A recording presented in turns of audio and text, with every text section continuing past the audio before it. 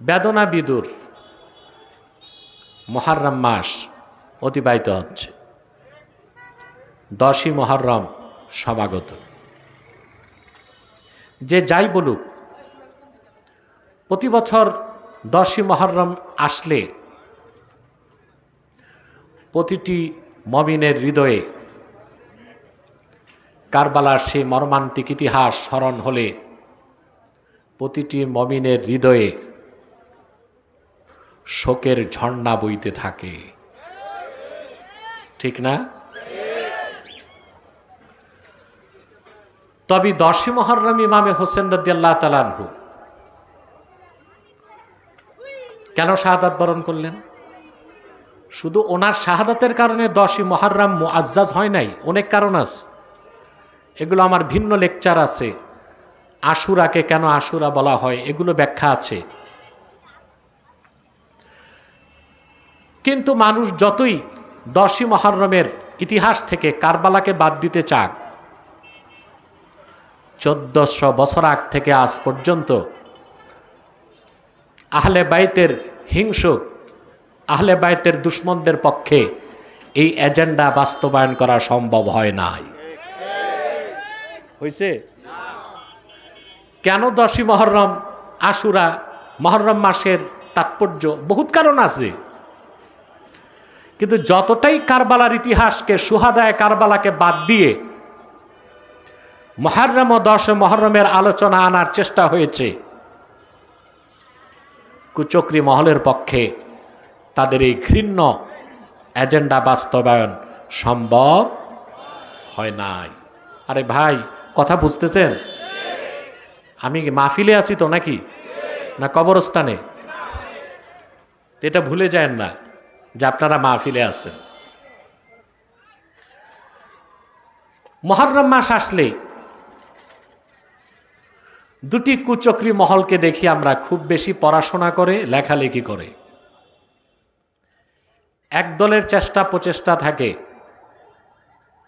এজিদকে কিভাবে ইতিহাসের কাঠগড়া থেকে বাঁচানো যায়। ঠিকটাও তুমি আর ঠিক মতো বললা না। এ মৌলবীদের পড়াশোনা কিভাবে এজিদকে বাঁচানো যায়। এজিদকে রাদিয়াল্লাহু আনহু বলা যাবে কিনা? এজিদ নির্দেশ ছিল, ভুলটা ইমাম হোসেনই করছেন। হ্যাঁ, সবাই এজিদকে কাফের বলে নাই, আমি বলি। আমার পক্ষে 27 জন মুজতাহিদের মত আছে, কিন্তু ইমাম আজম সহ সমস্ত দুনিয়ার ইমাম একমত, এজিদ হচ্ছে আফসাকুন নাস মিন তাহতি আদিমিস সামা, আল্লাহর আকাশের নিচে সবচেয়ে নিকৃষ্ট ফাসেক। তাহলে এজিদের পক্ষ আহলুস সুন্নাহ ওয়াল জামাত বা কোনো ভালো মানুষ নিতে পারে না, ওটা নিতে পারে কুখ্যাত খারিজি ফেরকার বাতিল সম্প্রদায়, ঠিক কিনা? ঠিক তার বিপরীতে আছে আরেকটা ফেরকা, এরা রাফিজি। এরা কি? একটা খারিজি, একটা রাফিজি। রাফিজিরা আবার এই সুযোগে এজিদের বিরোধিতা করতে যাইয়া হযরত মুআবিয়া রাদিয়াল্লাহু তাআলা আনহু সহ রাসূলুল্লাহর জলিলুল কাদার সাহাবীদের গালিগালাজ করে। এরাও পথভ্রষ্ট এবং গোমরাহ। আমরা আহলুস সুন্নাহ ওয়াল জামাত খারিজিদেরকেও লাল কার্ড দেখাবো, রাফিজিদেরকেও লাল কার্ড দেখাবো। আমরা এজিদকে নিন্দা করি, ঘৃণা করি, সবাই ফাসেক বলে, অনেকে কাফের বলে। দ্বিতীয়টাই আমার ব্যক্তিগত মত, শুধু আমার মত না। হানাফি মাযহাবের শ্রেষ্ঠ মুফাসসির মাহমুদ আলুসি রাহমাতুল্লাহ রুহুল মাআনিতে তার বক্তব্য উল্লেখ করেছেন 3 পৃষ্ঠা আলোচনার পরে, ওয়া আকুলু ইন্নাল খাবিসা লাম ইউসাদ্দিক বিরিসালাতিন নবী সাল্লাল্লাহু আলাইহি সাল্লাম। মাহমুদ আলুসি রাহমাতুল্লাহর মত, রুহুল মাআনি 25তম খণ্ডে 309 পৃষ্ঠায় পাবেন। তিনি বলেন, আমি আলুসির ব্যক্তিগত মত যে ভণ্ড এজিদ আল্লাহ নবীর রেসালতকে বিশ্বাস করতো না। তা আল্লাহ নবীর রেসালতকে যে এজিদ বিশ্বাস করতো না, ওই এজিদকে কি মুসলমান বলার সুযোগ আছে? তাহলে একদিকে খারিজি, আরেকদিকে রাফিজি। ফাঁকি দিয়া মিসগাইডেড হয়ে গেছে আমার দেশের অনেক বক্তা, প্রবক্তা। এরা হয়ে গেছে কি মিসগাইডেড, কোন দিক যাবে খেই হারায় ফেলছে। আবার দেখা যায় মহরম মাস আসলে বক্তা সুললিত কণ্ঠে কারবালার ইতিহাস বলতেছে, জনগণ কানতে কানতে বেহুশ, মুনাজাতের পর চোখ ভরা পানি আর হাতে বিরিয়ানির পোটলা নিয়ে বাড়ি যায়। কিন্তু আমার দুঃখ এক জায়গায়, বক্তা একবারও 3 ঘন্টার আলোচনায় বলে না আসলেই ইমাম হোসেন কেন শহীদ হলেন, আর শ্রোতাও জানতে চায় না। বক্তাও বলে না কেন শহীদ হয়েছে, শুধু ঘটনা বলে, আর শ্রোতাও জানতে চায় না হুজুর শাহাদতের ঘটনা ঘটলো কেন। তাহলে আমরা প্রত্যেকেই ইমামে হোসেন রাদিয়াল্লাহু তাআলা আনহুর শাহাদাতের মহান কীর্তির যে শিক্ষা, ওখান থেকে বঞ্চিত। সেই কথাগুলোকে কোরআন সুন্নাহর আলোকে ব্যাখ্যা দেবার জন্য আজকে আমি সূরাতুল বাকারা থেকে 30 নম্বর আয়াত তেলাওয়াত করেছি। খুব সংক্ষেপে এই আয়াতকে কেন্দ্র করে নির্ভরযোগ্য মুফাসসির ও মুহাদ্দিসগণের দৃষ্টিকোণ থেকে কিছু কথা আমি আপনাদের সামনে তুলে ধরার চেষ্টা করব ইনশাআল্লাহ, যদি আল্লাহ আমাকেও আপনাদেরকে তৌফিক দান করেন। শয়তান তো অসওয়াসা দিতে পারবে না, কথা বলে না। আল্লাহর হাবিবের হাদিস ইমাম হায়সামি মাজমাউজ জাওয়ায়েদে রওয়ায়াত করেছেন, রাসূলুল্লাহ সাল্লাল্লাহু আলাইহি ওয়াসাল্লাম বলেছেন, আমার উম্মতের কেউ যদি দোয়া করে বাকিরা যদি আমিন আমিন বলে, আল্লাহ ওই দোয়া ফেরত দেন না, সাথে সাথে কবুল করে না। তা আমরা তো একটু পরই মুনাজাত করব, কথা বলে না, এককভাবে না সম্মিলিতভাবে। আশা করা যায় আল্লাহ তাআলা আমাদের জিন্দেগীর গুনাহগুলো মাফ করে দিবেন। শয়তান যেন ওয়াসওয়াসা দিতে না পারে, সেজন্য আমরা কি নেক নিয়ত করে শয়তানের নাপাক গালে একটা চপেটাঘাত করতে পারি? কথা বলেন। এই পাশে কিছু কথা বলছে মানুষ, এদেরকে বসান, নয় বিদায় করেন। আমরা নিয়ত করছি কিছুক্ষণ পরে আজকের মুনাজাত করে গুনাহ মাফ করে নিষ্পাপ বেহেশতি আল্লাহওয়ালা হয়ে বাড়ি যেতে চাই। কারা কারা হাত তুলে খোলা আকাশের নিচে আমার আল্লাহকে দেখান।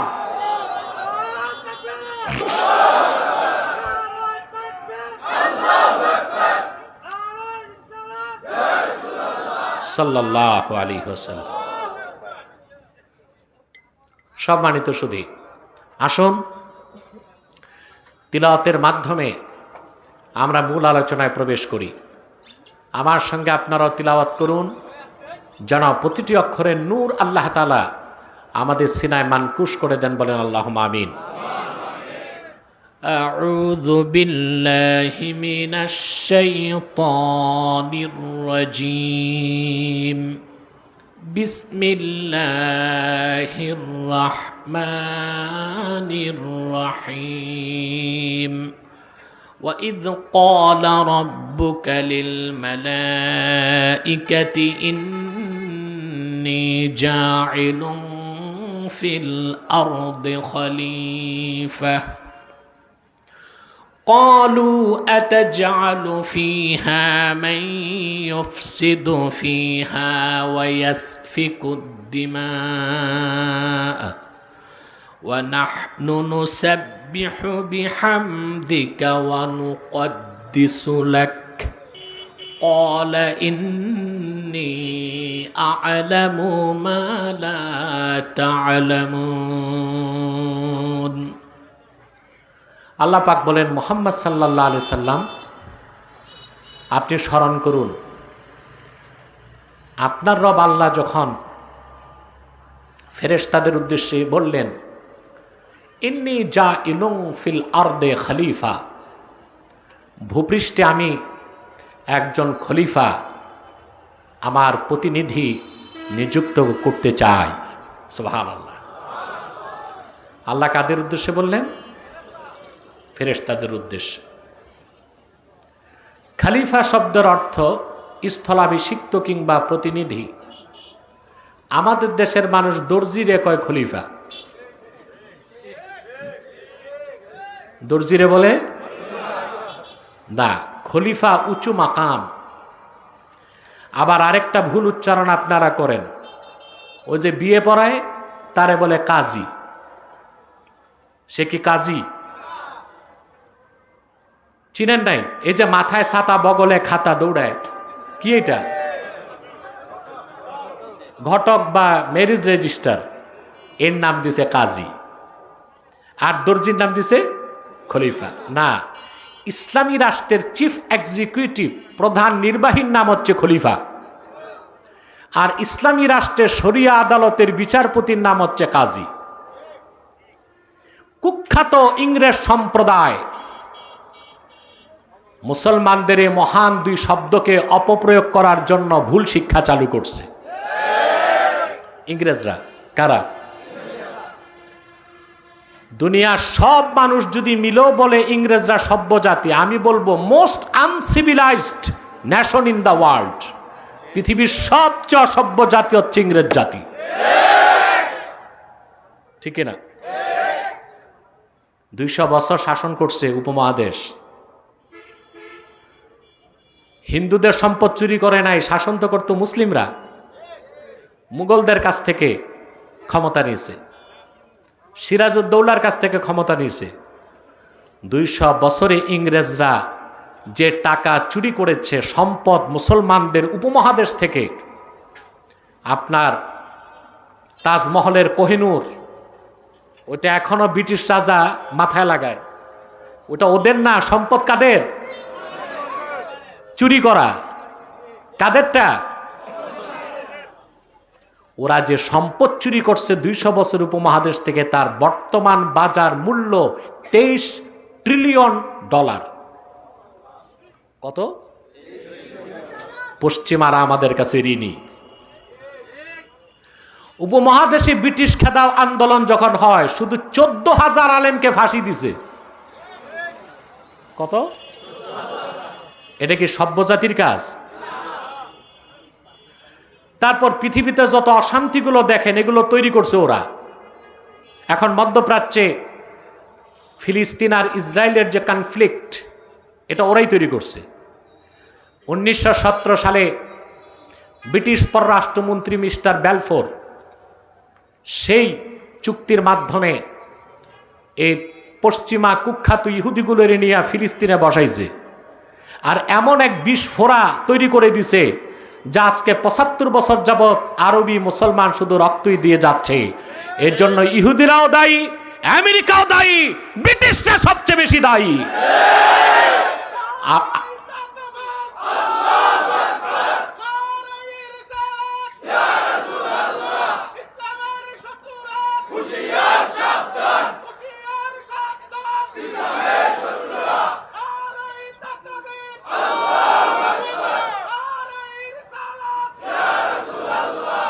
সম্মানিত সুধী, এটা কি সভ্য জাতির কাজ? আমাদের দেশে কিছু বক্তাও আছে মূর্খ, একবার দুইবার বিলাত ঘুরে আসলে ওয়াজে বসে বিলেতিদের প্রশংসা করে। ওরা খুব সভ্য, খুব ভদ্র। এটাও তো পশ্চিমাদের দালালি। চোর জাতি, অসভ্য জাতি, এটা আবার সভ্য হইল কখন? খোলস বদলাইছে। ঠিকটাও তুমি আর ঠিক মতো করতে পারলা না। ইংরেজরা শিখাইছে খেলাফতের বিরুদ্ধে মিথ্যা কনসেপ্ট সৃষ্টি করার জন্য। তারা শিখাইছে আমাদেরকে দর্জির নাম খলিফা, আর ওই যে মাথায় ছাতা বগলে খাতা, এর নাম নাউজুবিল্লাহ। কোন? আমরা এগুলো সংশোধন করব, পারবো না ইনশাল্লাহ। আপনারে কেউ চাবুক দিয়া পিটাইলেও দর্জিরে খলিফা বলবেন না, বলবেন আমাদের দেশে খলিফা নাই, খেলাফত কায়েম হলেই তো খলিফা পাবো।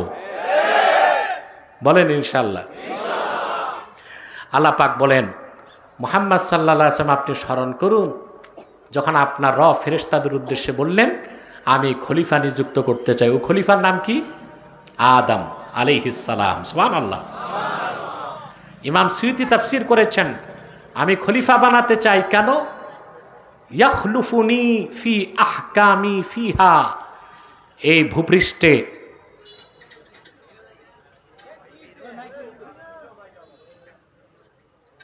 কি সমস্যা তো? এই ভূপৃষ্ঠে আওয়াজটা তো কমে গেল।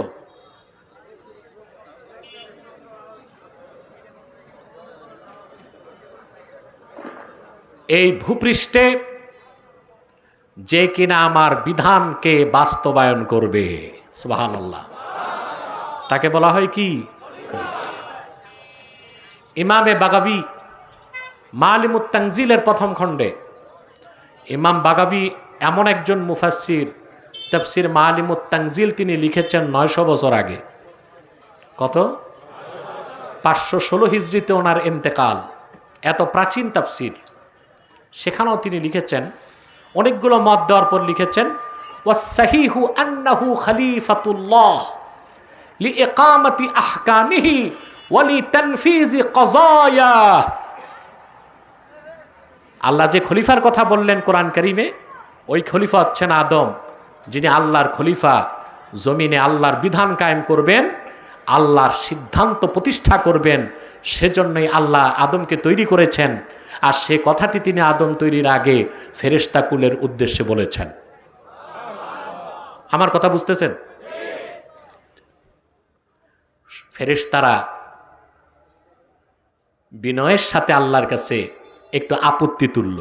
আল্লাহকে তো বাধা দেওয়ার ক্ষমতা নাই, আছে? ওরা বলল আতাজআলু ফিহা মান ইউফসিদু ফিহা ওয়া ইয়াসফিকুদ দিমা। আল্লাহ তাআলা, তুমি কি পৃথিবীতে এমন কোন সৃষ্টি বানাতে চাও, এমন কাউকে আবার খলিফা বানাতে চাও, যার উত্তরসূরিরা পৃথিবীতে ফাসাদ করবে, দাঙ্গা হাঙ্গামা করবে, সন্ত্রাস করবে, সহিংসতা করবে, রক্তপাত ঘটাবে? তার কি দরকার? ওয়া নাহনু নুসাব্বিহু বিহামদিকা ওয়া নুকদ্দিসু লাক। আমরা ফেরেশতারাই তো সর্বদা তোমার তাসবিহ পাঠ করছি এবং করব, তোমার পবিত্রতা ঘোষণা করছি এবং করেই যাব। কি সমস্যাটা কি বলো তো বাবা? সাউন্ডটা স্টেবল না, বাড়তেছে কমতেছে আওয়াজ। এটা কি আমি বসার আগেও ডিস্টার্ব ছিল? তাহলে বোঝা যায় দাল মে কুছ কালা হ্যায়। মাইকম্যান, মাইক ঠিক করো, নইলে যুবকরা একবার খেপলে তোমার তো পালাইতে হবে। অবশ্য তা আমি করতে দিব না, কিন্তু তোমাদের একটু শায়েস্তাও করা উচিত। ওয়াজ মাহফিলে এসেই তোমরা এইসব রং আর ঢং করো। আস্তে আস্তে ঠিক করো, ধৈর্যের সাথে। সম্মানিত সুধী, কথা খেয়াল করতেছেন তো?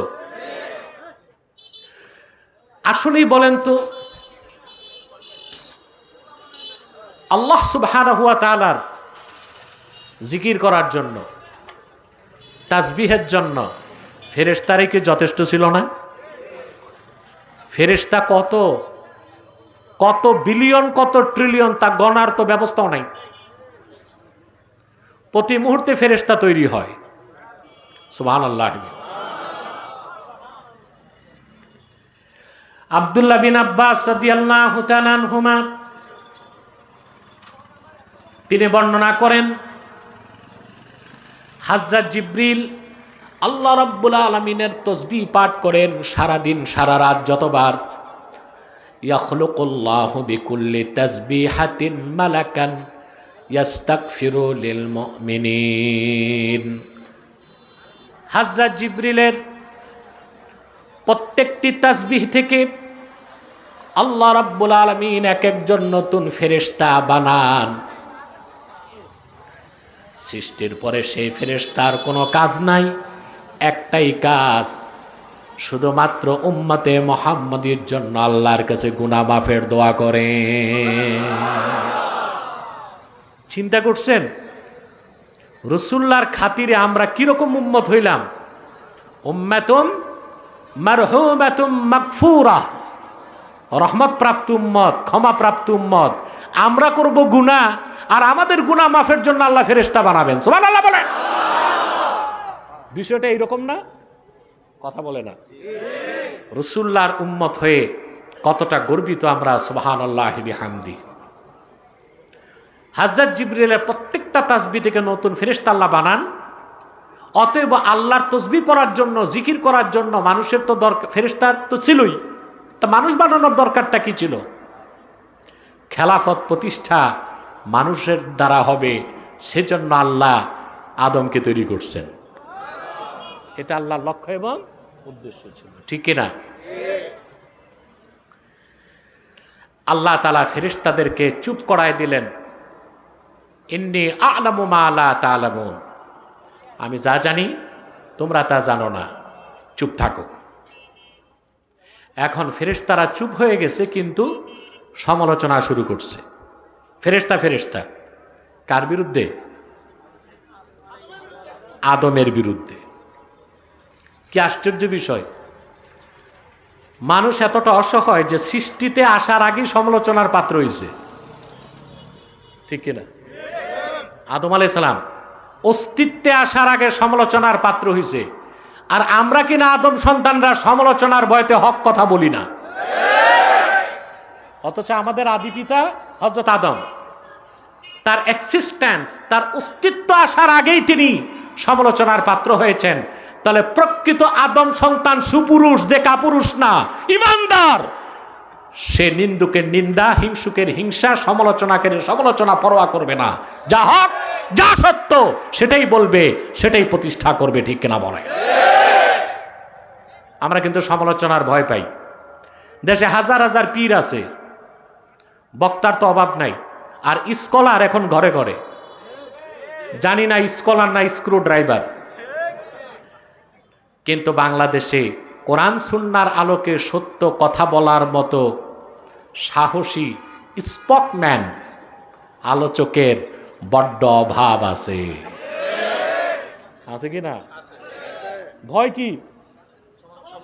সমালোচনা। ভয় হচ্ছে চাকরি চলে যাওয়ার ভয়, ভয় হচ্ছে ব্যবসায় ভাটা পড়তে পারে, ঠিক কিনা? পিসাব চিন্তা করে আমি যদি সব হক কথা বলি, তো সব দলের মুরিদ তো আমারে হাদিয়া দিবে না, এটা একটা ভয় আছে। কিন্তু হযরত আদম অস্তিত্বে আসার আগেই সমালোচনার পাত্র হয়েছেন। এক ফেরেশতা আরেক ফেরেশতাকে বলতে লাগলো, লিয়াখলুক রাব্বুনা মা ইয়াশা, আমাদের রব যা খুশি তা বানাবেন। ওয়ালা ইয়াখলুকা খালকান আকরামা আলাইহি মিন্না, এই তাফসীরটা ইমাম সুয়ুতিও করছেন, এই রকম তাফসীর ভিন্ন শব্দ ইমাম বাগাবিও করছেন।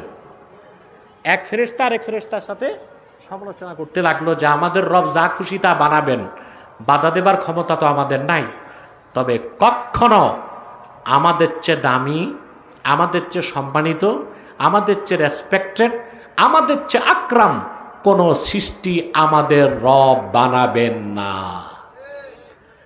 দাবি করলো কারা? ফেরেশতারা। যুক্তি, ওদের যুক্তিটা আমরাও মানি, ফেরেশতাদের যুক্তি মানুষেরও যুক্তি।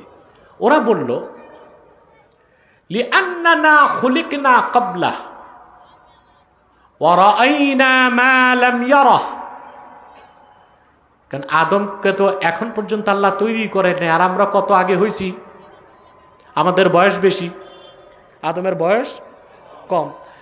আমরা যা দেখছি আদম তা দেখে নাই। আমাদের এলেম বেশি, আদমের এলেম হবে কম। অতএব এলেম যার বেশি, দাম তার বেশি না? বয়স যার বেশি, দাম তার বেশি? এলেম যার বেশি, দাম তার। যুক্তিটা ঠিক আছে কিনা? কথা বলেন। আমরা কিন্তু বুঝি না, আমরা মনে করি বয়স বেশি হইলেই তারে বড় পদ দিতে হবে। বয়স বেশি হলে যদি ভাই দাম বাড়ে, তো কচ্ছপ বাচ্চে 250 বছর, আর রয়্যাল বেঙ্গল টাইগার 70 বছর। দাম বেশি কোনটার? টাইগারের। টাইগার মরে গেল, তার চামড়ার দাম হয় কয়েক লাখ টাকা। তাহলে বয়স বেশি হলে দাম বেশি হয় না, এলেম বেশি হলে দাম বেশি হয়। এটা কেন বললাম? সমাজে দেখবেন দায়িত্বের ক্ষেত্রে বুড়া মানুষ, ডেট এক্সপায়ার, দাঁত পড়ে গেছে, মেরুদণ্ড বাঁকা, লাঠি ছাড়া হাঁটতে পারে না, এইরকম লোকরে দেয় নেতৃত্বের আসন।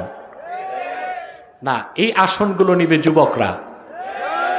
তাই বলে মুরব্বী আর বৃদ্ধদের বাদ দেওয়া যাবে না। তারা মুনাজাত করে চোখের পানি দিয়া যুবকদের কাজকে আল্লাহর কাছে কবুল করাবে, ঠিক কিনা? কিন্তু নীতি হচ্ছে যার এলেম বেশি তার দাম। সুবহানাল্লাহ। এই যুক্তি কাদের ছিল? ফেরেশতাদের। এই যুক্তি আমরাও মানি। আল্লাহ তাআলা আদমকে তৈরি করলেন। আল্লাহ রাব্বুল আলামিন হযরত আদমকে মিন আদিমিল আরদ, মাটির উপরের অংশ থেকে আদমের দেহটা বানালেন। আদিম থেকে তার নাম হয়ে গেল আদম।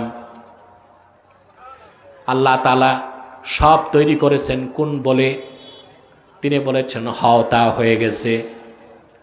কিন্তু বুখারী শরীফ সাক্ষ্য দেয় হযরত আদমের দেহটা আল্লাহ নিজের হাতে তৈরি করেছেন। বুখারী শরীফে একটা হাদিস এসছে শাফাআতের ব্যাপারে। কাল হাসর ময়দানে আল্লাহর হাবিব মুহাম্মদ সাল্লাল্লাহু আলাইহি ওয়াসাল্লাম শাফাআত শুরু করার আগে মানব জাতি বিভিন্ন নবীর কাছে দৌড়াবে, জানেন না? প্রথমে যাবে আদমের কাছে, যে বলবেন আনতা আবুন নাস ওয়া খালাকাকাল্লাহু বিয়াদিহি ইশফা' লানা ইলা রাব্বিক। আদম, তুমি তো মানব জাতির পিতা। ওয়া খালাকাকাল্লাহু বিয়াদিহি, আল্লাহ নিজের হাতে তোমারে তৈরি করছেন। সুবহানাল্লাহ বলবেন না? আমাদের জন্য সুপারিশ করো। কেউ সুপারিশ করতে পারবে না। সুপারিশ করবেন সেই দিন আল্লাহর আরশে আজিমে মাকামে মাহমুদে দাঁড়িয়ে সকল নবী রাসূলগণের মাথার তাজ আমাদের পেয়ারা নবী নূর নবী মুহাম্মদ সাল্লাল্লাহু আলাইহি ওয়াসাল্লাম। সেটা ভিন্ন আলোচনা, কিন্তু আমি প্রমাণ দিলাম আদমের দেহটা আল্লাহ নিজের হাতে তৈরি করছেন। এখন হাতের আবার ব্যাখ্যা আছে। এখানেও আবার দুই বাতিল ফেরকা বের হয়েছে, একটা মুআত্তিলা, একটা মুজাসসিমা। মুআত্তিলা যারা, মুআত্তিলা এরা বলে না আল্লাহর হাত আছে, এটা বলা যাবে না। অথচ আল্লাহর হাত হচ্ছে আল্লাহর সিফাত, এটা অস্বীকার করা কুফরি। এটা একটা বাতিল ফেরকা। সুফি দরবেশদের মধ্যে এই আকীদাটা বেশি। আরেক দল হচ্ছে মুজাসসিমা, তারা বলে ও লামাযাবি যারা, যে আল্লাহর হাত তো আমাদের মতোই 5 আঙ্গুল বিশিষ্ট। একটা শিরক আরেকটা কুফর। আমাদের আকীদা হচ্ছে ফালাহু ইয়াদুন লাইসা কাআইদিনা ফালাহু ইয়াদুন কামা ইয়ালিকু বিশানিহি। আল্লাহর হাত আছে বিশ্বাস করি, কি রকম তা জানি না। ইয়াদুল্লাহি মা'লুম ওয়াল কাইফিয়া মাজহুল। আল্লাহর হাত আছে বিশ্বাস করতে হবে, তবে আমাদের মতো হাত বলা যাবে না। এটা বলা শিরক। হাত নাই এটা বলা কুফর। কিরকম হাত? কামা ইয়ালিকু বিশানিহি, আল্লাহর যে রকম হাত থাকা দরকার ওই রকম হাত আছে। মৌলবী কিছু থাকেই এক কামে, শুধু বিভ্রান্তি সৃষ্টি করার জন্য। তাহলে ভাইয়েরা, আদম আলাইহিস সালামকে আল্লাহ নিজের হাত দিয়ে তৈরি করেছেন, সেজন্য আদম এত সুন্দর, আর আদমের সন্তান মানুষ এত সুন্দর। সুবহানাল্লাহ বলবেন।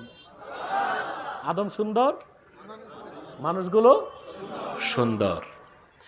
আদমকে আল্লাহ সব দিলেন, নাক, কান, চোখ, দৈহিক শ্রেষ্ঠ তৈরি করলেন অত্যন্ত নিখুঁতভাবে।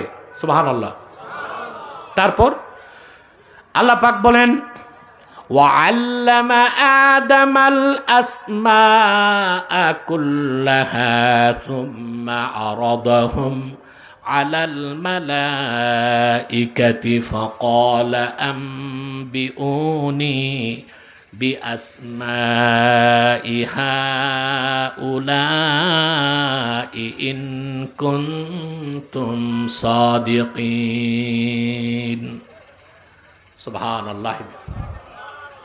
আল্লাহ আদমকে সব কিছুর নাম শিক্ষা দিলেন। ইমাম বাগাবী লেখেন, কিলা ইসমু মা কানা ওয়া মা ইয়াকুনু ইলা ইয়াউমিল কিয়ামাহ। জগৎ সৃষ্টি থেকে কিয়ামত তক যা কিছু দুনিয়ায় এসেছে, আসবে, সব কিছুর নাম আল্লাহ আদমকে শিক্ষা দিয়েছেন।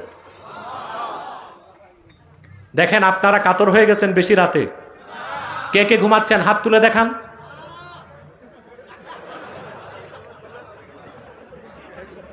সাউন্ডটা হর্নে আওয়াজ লাগবে, আরো হর্নে হর্নে।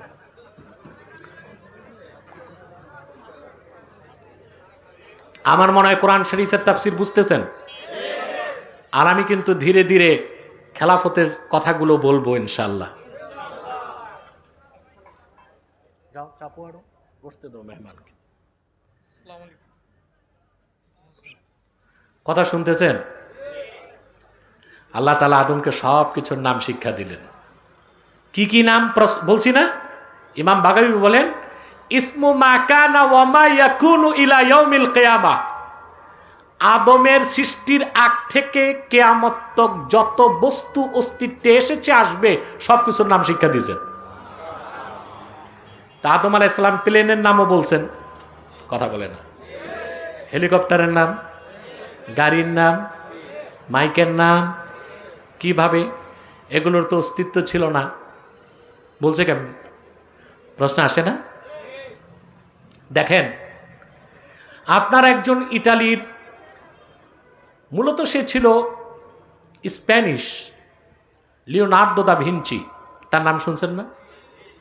তার একটা চিত্রকর্ম আছে মোনালিসা, জানেন তো এগুলো?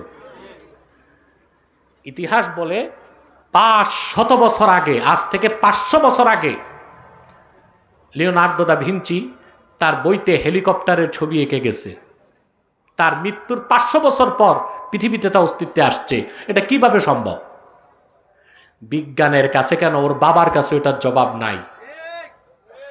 এই জবাব খুঁজে পাবেন শাহ ওলিউল্লাহ মুহাদ্দিস দেহলভীর হুজ্জাতুল্লাহিল বালেগা পড়লে। সুবহানাল্লাহ। আল্লাহ তাআলা একটা জগৎ তৈরি করে রেখেছেন, তা ওটা হচ্ছে আলামে মেসাল। আলামে মেসাল। এখানে কি সবাই মাইকম্যান নাকি? তো বাকিদের সরাও না।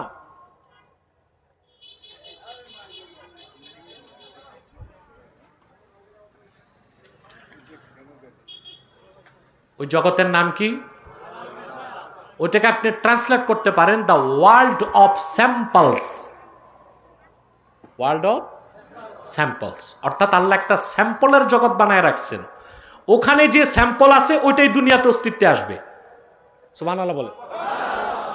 তো যে প্লেন আছে, হেলিকপ্টার আছে, রকেট আছে, এগুলোর স্যাম্পল আল্লাহ আলমে মেসালে তৈরি করছেন আদম সৃষ্টির আগে। তবে যেটা যখন অস্তিত্বে আসুক। শাহ ওলিউল্লাহ মুহাদ্দিস দেহলভী বলেন, মানুষ কখনো ঘুমালে তার রুহুটা বের হয়ে ঘোরাঘুরি করে, তখন মমিন হোক আর কাফের হোক, অনেক সময় আলেমে মেসালের অনেক কিছু দেখতে পায় স্বপ্নে। তা আমরা জবাবটা পাই, লিওনার্দো দা ভিঞ্চি স্বপ্নে দেখেই তা আঁকছিল, আর সেটা আলেমে মেসালে ছিল, আর সেজন্য হেলিকপ্টার 500 বছর পর পৃথিবীতে অস্তিত্বে এসেছে। তাহলে আমরা জবাব কি পেলাম? আদম আলাইহিস সালাম জগৎ সৃষ্টির শুরু থেকে কিয়ামত পর্যন্ত যত কিছু অস্তিত্বে আসবে, সব কিছুর নাম আল্লাহ তারে শিখায় দিলেন। তিনি বললেন, সুবহানাল্লাহ বলেন। শিখানোর পর আদমকে আল্লাহ তাআলা বেহেশতের মধ্যে এবার যাচাই করবেন, জ্ঞানের যাচাই। কিসের যাচাই? আমরাও কিন্তু জ্ঞান যাচাই করি। চাকরি বাকরির ক্ষেত্রে একটা কমিশন আছে বাংলাদেশে, পিএসসি, পাবলিক সার্ভিস কমিশন। এরা চাকরি দেবার আগে কি করে? কথা বলে না। আরে ভাই, মেধা যাচাই করে। কি যাচাই করে? কিন্তু সমস্যা হয়ে গেছে, মেধা যাচাই করবে যারা, ওনারা দিচ্ছে জাতিকে বাস, করতেছে প্রশ্ন ফাঁস। তো প্রশ্নই যদি ফাঁস হয়ে যায়, তা আমরা মেধা যাচাই করব কেমন করে? কথা বলে না। তাও করতেছে কারা? সরিষার ভিতরে ভূত। পাবলিক সার্ভিস কমিশনে চাকরি পাইছে যারা, ওরা করতেছে। এখন দোষ দিচ্ছে ড্রাইভার। কেউ বলতেছে পিয়ন, কেউ বলতেছে দারোয়ান। আর এই সাংবাদিক যেগুলো বাংলাদেশে আছে এগুলো হচ্ছে আত পাগলা। নিউজ একটা পাইলেই সাংবাদিক মানে হচ্ছে অনুসন্ধানী, খবরটার মূল কি বের করা সাংবাদিকের কাজ। খবর একটা পাইলেই ওইটারে রিলিজ করা এটা সাংবাদিকের কাজ না, ওইটা সাংঘাতিকের কাজ। আমাদের বাংলাদেশে এই ইয়েলো জার্নালিজম, হলুদ সাংবাদিকতা বন্ধ হওয়া উচিত, ঠিক না? এখন দোষ হচ্ছে ড্রাইভারের। কার দোষ? হ্যাঁ, ড্রাইভার দায়ী, কিন্তু প্রশ্ন তো পাবলিক সার্ভিস কমিশনে যে প্রশ্ন হয় 3টা সেট থাকে। কয়টা? তারপর লটারি হয়, লটারি ধরার একটা যন্ত্র আছে ওদের কাছে, নেট, ওইটার মধ্যে 3টা প্রশ্ন থাকে 3 রকম। তারপর এটা ঘুরানো হয়, একটা লটারিতে আসলে ওইটাই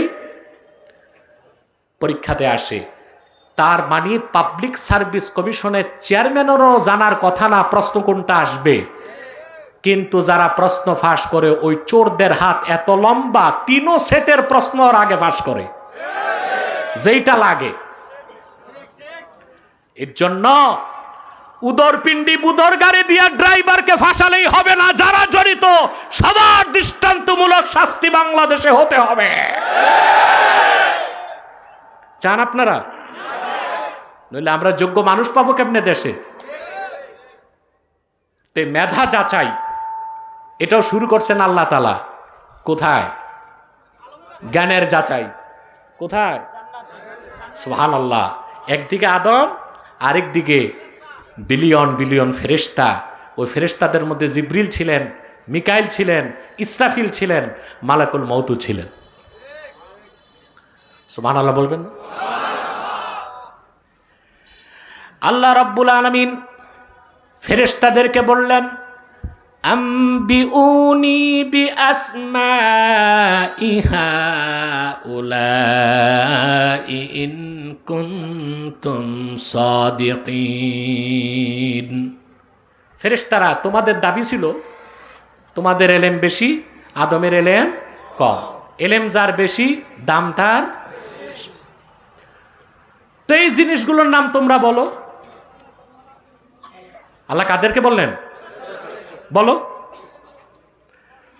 কোরআন সাক্ষ্য দেয়, ক্বালু সুবহানাকা লা ইলমা লানা ইল্লা মা আল্লামতানা ইন্নাকা আনতাল আলিমুল হাকীম।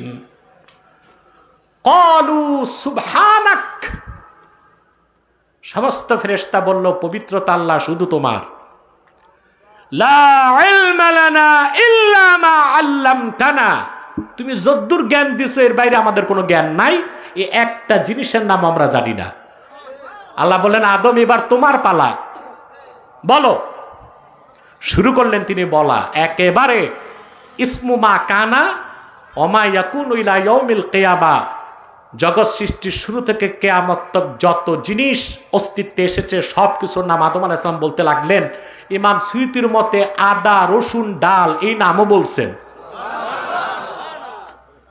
এবং ফেরেশতাদের নামও বলে দিয়েছেন আদম আলাইহিস সালাম। এলেম কার প্রমাণ হলো বেশি? তো ফেরেশতাদের যুক্তি তো সেরাকে। এখন যিনি সম্মানিত তাকে সম্মান করা ওয়াজিব। আল্লাহ পাক তাৎক্ষণিক নির্দেশ করলেন, وَإِذْ قُلْنَا لِلْمَلَائِكَةِ اسْجُدُوا لِآدَمَ فَسَجَدُوا إِلَّا إِبْلِيسَ। আল্লাহ পাক বলেন, আমি ফেরেশতাদেরকে বললাম, এবার তোমরা যেহেতু মেনে নিছো আদম সেরা, তার জ্ঞান বেশি, সাজদা করো। আল্লাহ বলেন, সবাই সাজদা করলো, শুধু করলো না ইবলিস। এখানে একটা উত্তর দিতে হয় আমাকে। আমাদের দেশে কিছু ভাই আছেন আলেম, তারা বলেন যে নূরের চেয়ে মাটির দাম বেশি। নাউজুবিল্লাহ বলবেন না? নূরের চেয়ে মাটির দাম বেশি, এটা তো বিনা দলিলেই বলা যায়। এইরকম লোক পাগল ছাড়া কিচ্ছু না। এবং পাবনা তো তাদের ভর্তি নেওয়া হবে না। নূরের চেয়ে মাটির দাম কেমনে বেশি হয়? এটা কি সম্ভব? এখন এই আয়াতের অপব্যাখ্যা করে যে ফেরেশতারা নূরের তৈরি, আদম ছিল মাটির তৈরি, তো নূরের ফেরেশতারা মাটির তৈরি আদমকে সেজদা করছে, তাতে বোঝা যায় নূরের চেয়ে মাটির দাম বেশি। আহা, জ্ঞানের কি দৈন্যতা, পড়াশোনার কি দোষ! মাটি দিয়া বানাবার কারণেই যদি আদমের দাম ফেরেশতার চেয়ে বেশি হয়, তো গরু, গাধা, ভেড়া এগুলো কি দিয়া বানানো হয়েছে? তো তারা কি বলবে যে ফেরেশতার চেয়ে এগুলোর দামও বেশি? কথা বলে না। এ হচ্ছে পড়াশোনার বড্ড অভাব। মূলত মাটি দিয়া বানানোর কারণে আদমের দাম বাড়ে নাই, বরং খতিব কাস্তালানি রহমতুল্লাহর মতে আদমের কপালে ছিল নূরে মুহাম্মাদি। আদম ছিল কেবলা, আদম মাসজুদ ছিল না, আদম ছিল কেবলা। ফেরেশতাদেরকে আল্লাহ তাজিম করতে বলেছেন নূরে মুহাম্মাদিকে, অতএব নূরের ফেরেশতারা বড় নূরকেই সাজদা করছে। নূরের ফেরেশতা মাটি দিয়া বানানোর কারণে আদমকে সাজদা করে নাই। কিংবা এইসব নির্বোধদের জন্য আমরা বলতে পারি আদমের দাম তো মাটি দিয়া বানানোর কারণে বাড়ে নাই, ইলমের কারণে বেড়েছে। ইলম তো নূর, নূরুম মিন আনওয়ারিল মালাকুত। অতএব কোন অবস্থায় নূরের চেয়ে মাটির দাম বেশি হইতে পারে না। এগুলো হচ্ছে মুখ রোচক কিছু বক্তার আজগুবি যুক্তি, এগুলো আপনারা কানে কখনো নিবেন না। সম্মানিত সুধী, এবার ইবলিস শুধু কাফের হয়ে গেল, আদম আলাইহিস সালাম বেহেশতে। এখন বেহেশতে তিনি একাকিত্ব বোধ করছেন। বেহেশত মানে শান্তি আর শান্তি, কিন্তু তিনি বোরিং ফিল করতে লাগলেন যে একদম একা একা তো আর ভালো লাগে না, মানুষ তো তিনি একা আর সব তো ফেরেশতা। তা আদম আলাইহিস সালাম ভাবছেন আল্লাহ তাআলা যদি একজন সঙ্গী দিত আমারে। সুবহানাল্লাহ। হাদিস শরীফ সাক্ষ্য দেয় জান্নাত হচ্ছে এমন এক নেয়ামতের জায়গা, বান্দার মনে যদি কোনো কামনা বাসনা জাগে তা মুখে দুই ঠোঁটে বলার আগেই আল্লাহ তাআলা তার মনের আশা পূরণ করে দেন। ওই জায়গার নাম কি? জান্নাত। আদম আলাইহিস সালামের মনে জাগছে যদি একজন লাইফ পার্টনার পাইতাম, মুখে বলার দরকার হয় নাই, আল্লাহ তার আশা পূরণ করছেন। সুবহানাল্লাহ। ইবনে কাসির লেখেন ফাআলকাল্লাহু আলাইহিন নাওম, আদম আলাইহিস সালামকে আল্লাহ ঘুম পাড়ায় দিলেন, কারণ আল্লাহ তাকে অপারেশন করবেন। ডাক্তার এখন অপারেশন করতে অ্যানেস্থেসিয়া করে না? কথা বলেন। আমি মেডিকেল সায়েন্সের ইতিহাস থেকে দেখেছি আগে অ্যানেস্থেসিয়া ছিল না। পুরোনো কালে ডাক্তার রুগীর অপারেশন কেমনে করতো? মুগুর দিয়া মাথার পিছনে বাড়ি দিত, এতে রুগী আধা ঘন্টা 40 মিনিট বেহুশ থাকতো, ততক্ষণে ডাক্তাররা অস্ত্রোপচার করত। এটা ছিল সনাতন পদ্ধতিতে অস্ত্রোপচারের ব্যবস্থা। ডাক্তাররা এখন আবিষ্কার করছে অ্যানেস্থেসিয়া। এই কনসেপ্টটাও তারা ইসলাম থেকে পেয়েছে, কারণ আল্লাহ তাআলা আদম আলাইহিস সালামকে অচেতন করেছেন কোথায়? যখন তার মনে জাগছে একজন লাইফ পার্টনার দরকার আছে। সুবহানাল্লাহ। আল্লাহ তাকে আনকনসাস করলেন, তারপর তার বাম পাজরের হাড্ডি দিয়া তার জীবন সঙ্গিনী আদি মাতা হযরত হাওয়াকে তৈরি করে দিলেন। আদম আলাইহিস সালাম ধরতে গেছেন, জিবরিল দিছে ধমক, মাহ থামো থামো। কেন? আল্লাহ তো আমার জন্যই বানাইছেন। হযরত জিবরিল বললেন আদ্দি মুহরাহা ক্বাবলা আন তামাসসাহা, তোমার স্ত্রীকে স্পর্শ করার আগে তার মোহর আদায় করো। মোহর দেওয়া জরুরি না? বিয়েতে সাদাক ওয়াজিব এটা, আর সুন্নত হচ্ছে স্ত্রীকে নগদ দেওয়া। আপনার কিন্তু নগদ মোহর দেন না, লিখাইতে সময় লেখায় চৌধুরী সাহেবের ছেলে কম দিলে কি হয়, 33,33,333 টাকা দেয়, মোটে 33,000, বাকি সব বাকি। অনেকে আবার ভাসর রাতে স্ত্রীকে ইমোশনাল ব্ল্যাকমেল করে, পায়েটায় ধইরা মাফটা চেয়ে নেয়। এই কাজ করবেন না। আপনারা বিয়ের পরপরই ভাসর রাতের আগে মোহরটা স্ত্রীর হাতে তুলে দিবেন ইনশাআল্লাহ। যদ্দূর পারবেন তদ্দূর বলবেন, এত বড় বুলি হাকায়া লাভ কি দিবেন না? মনে থাকবে এটা সবার। মোহর না দিয়ে এখন বাংলাদেশে চালু হয়েছে অভিশাপ যৌতুক। কি চালু হয়েছে? এটা ধরার দরকার কি?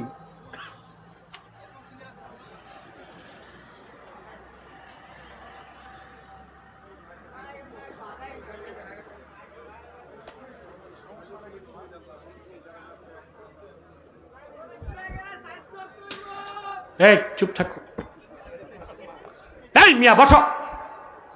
এখানে মাইক ডিস্টার্ব মানে কি চলবেই না এমন তো না। সম্মানিত সুধী, এটা তুমি ধরো কেন বারবার?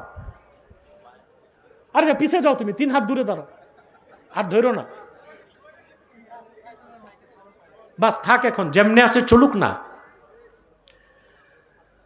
আমার দেশে মোহর না দেই আমরা যৌতুক চালু করছি। যৌতুক হারাম কাজ, ঠিক কিনা? জঘন্যতম হারাম। মেয়েকে জিম্মি করে যে যুবক শ্বশুর বাড়ির পক্ষ থেকে জোর করে কিছু নিল, সেটাই তো যৌতুক। শরীয়তের দৃষ্টিতে হালাল না হারাম? জায়েজ না না জায়েজ? আমার দৃষ্টিতে যে যৌতুক না ওটা যুবক না, ওটা কাপুরুষ, নপুংসক, ভীতু, দুর্বল, ওটা একরকম ডাকাত। স্ত্রীকে জিম্মি করে যৌতুক নেয়। নিবেন না তো যৌতুক? কারা কারা নিবেন না হাত তুলে দেখা। মাশাআল্লাহ, বুড়া মানুষও সব হাত তুলছে।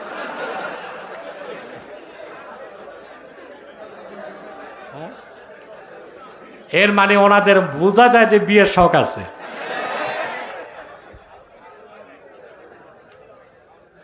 আমাদের দেশে যারা বুড়া মানুষ তারা মনে করে 4 বিয়ে করা সুন্নাত। এটা কোনো কিতাবে নাই। ইসলাম 4 বিয়ের অনুমোদন দিছে, ঠিক না?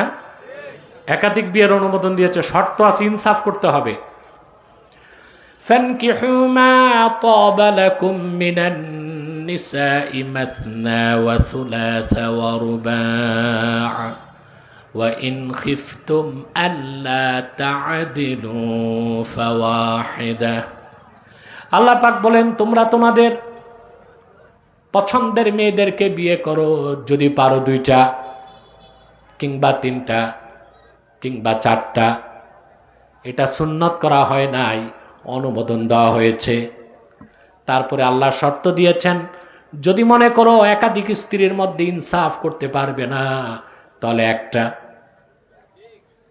বাঙালির তো বডি ফিটনেস নাই, একটা নিয়েই তো চলতে পারে না, তো একাধিক বিয়ে করার দরকারটা কি? বিয়ে একটা, পারলে লাগলে 2টা, পারলে লাগলে 3টা, পারলে লাগলে 4টা। ফরজ হচ্ছে ইনসাফ করতে হবে। একটা তরমুজ কিনছেন, 2 ভাগ করে পাল্লায় মেপে 2 বউকে দিতে হবে। এটা করেন আপনারা? 7 দিনে সপ্তাহ, ঠিক না? যদি 2 স্ত্রী থাকে আপনার, 3.5 দিন একজনের কাছে, 3.5 দিন। এটা করেন আপনারা? নতুন বিয়ে করলে তো বুড়ির কথা মনেই থাকে না। তাহলে আপনাদের জন্য একটাই, যাক, মুরব্বী যারা বিয়ের আশা করছে আল্লাহ ওদের শখ পূরণ করুক। কিন্তু যৌতুক নেবেন না, মোহর দিয়ে দিবেন, ঠিক না? হযরত জিবরিল বললেন, কাইফা উয়াদ্দি মোহরাহা ইয়া জিবরিল, কেমন করে জিবরিল আমি মোহর আদায় করব? ইমাম কাস্তালানী বর্ণনা করেছেন, হযরত জিবরিল বললেন, সাল্লি আলা মুহাম্মাদিন সালাসা মাররাত, তুমি আল্লাহর আখির নবী মুহাম্মদ সাল্লাল্লাহু আলাইহি সাল্লামের উপর 3 বার দরুদ শরীফ পাঠায় দাও, আল্লাহ তোমার পক্ষ থেকে মোহর আদায়ের ব্যবস্থা করে দিবেন। হযরত আদম বেহেশতে আল্লাহর আরশে আজিমে নূরে মুহাম্মাদির দিকে তাওয়াজ্জু দিয়ে 3 বার দরুদ শরীফ পড়ছেন, তার মোহর আদায় হয়ে গেল। বলেন সুবহানাল্লাহ। এবার বেহেশতে কয়জন মানুষ? মানব, মানবী, আদি পিতা, আদি মাতা। এবার আল্লাহ তাদেরকে বেহেশত দিয়ে দিলেন। সুবহানাল্লাহ। বেহেশতটা চিন্তা করতে পারবেন? আমাদের দেশে অনেক মূর্খ আছে, বাড়ি একটা বানায় নাম দেয় জান্নাত মহল। ও জানেই না আল্লাহর জান্নাত কি জিনিস, ওটা চিন্তা করা যায়? তো আল্লাহ পাক কোরআন কারীমে সে কথাটিও বলেছেন। আল্লাহ পাক বলেন, ওয়াকুলনা ইয়া আদামু উসকুন আনতা ওয়া যাওজুকাল জান্নাতা ওয়া কুলা মিনহা রাগাদান হাইথু শি'তুমা ওয়া লা তাকরাবা হাযিহিশ শাজারাতা ফাতাকুনা মিনাজ জালিমিন। আল্লাহ পাক বলেন, আমি আদম ও তার স্ত্রীকে বললাম, আদম তুমিও তোমার স্ত্রী পরম আনন্দে বেহেশতে বসবাস করো। সুবহানাল্লাহ। ওয়া কুলা মিনহা রাগাদা, আর বেহেশতে যা খুশি তা মন ভরে খাও। রাগাদা মানে ওয়াসিয়া, বেশি বেশি খাও। সুবহানাল্লাহ। বেশি খাবার জায়গা তো বেহেশত, আর কম খাওয়ার জায়গা? আমরা উল্টা করতেছি, আমরা বেশি খাই দুনিয়ায়, বেশি খাই তবে নিজের বাড়িতে না, পরের বাড়িতে দাওয়াত খাইতে গেলে। ঠিক না? দেখা যায় কিছু রাক্ষস প্রকৃতির মানুষ আছে দেশে, বিয়ে খাইতে গেলে 500 টাকা দিয়া কয়েকদিনের খানা একবারে খায়। এরকম রাক্ষস প্রকৃতির মানুষ যদি বারে সমাজে, মানুষ তো দাওয়াত করতেই ভয় পাবে। আবার বলে কি, দোস্ত জিজ্ঞেস করছে কি খাইছো? আজকে তো শরীরটা ভালো না, বেশি একটা পারি নেই। তো কি কি খাইছো? 8টা রোস্ট, 12টা ব্রোস্ট, 4 প্লেট পোলাও, 6টা দইয়ের বাটি, 1 কেজি গোশত।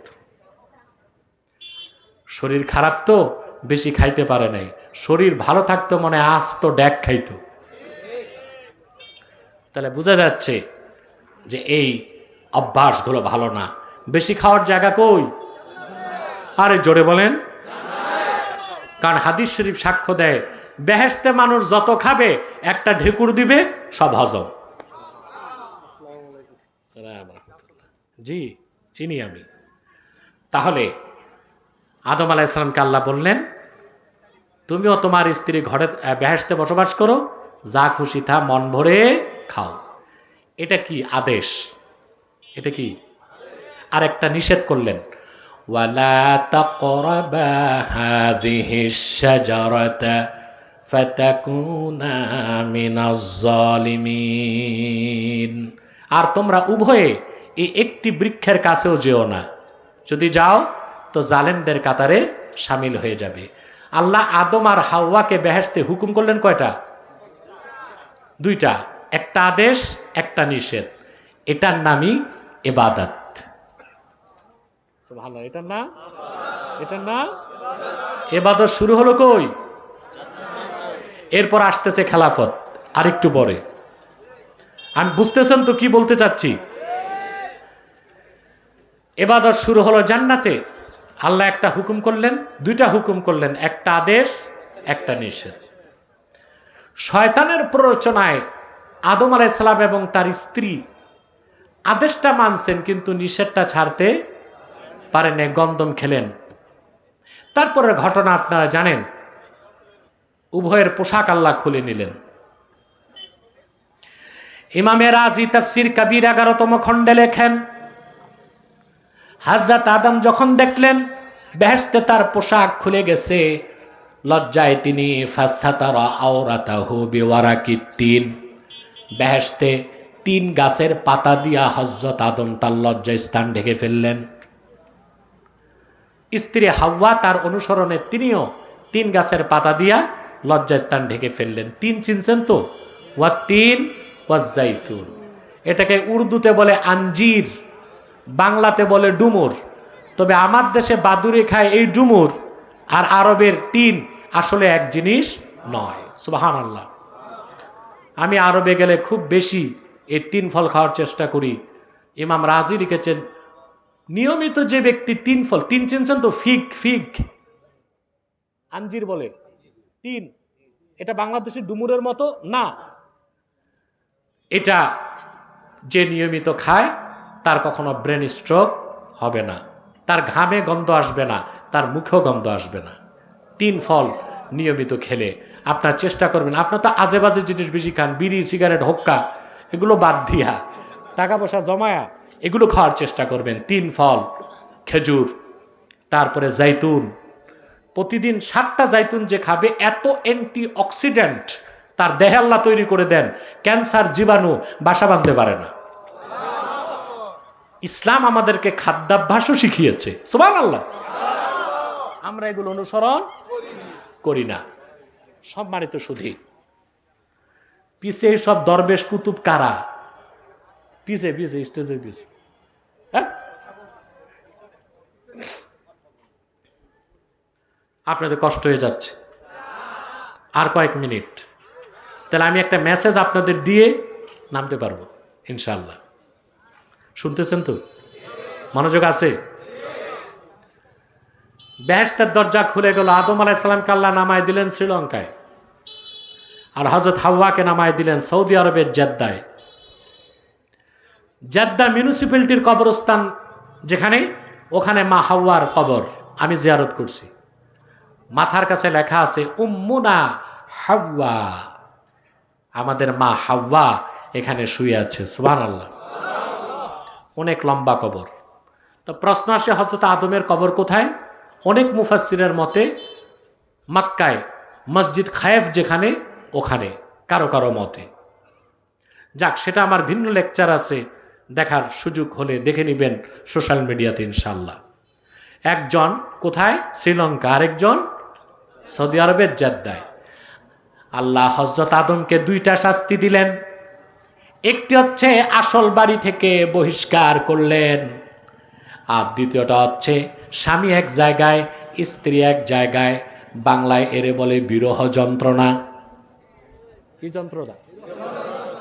যুবকরা যখন প্রেম প্রীতিতে ছ্যাঁকা খায় তখন বিরহের গান গায়, ঠিক কিনা?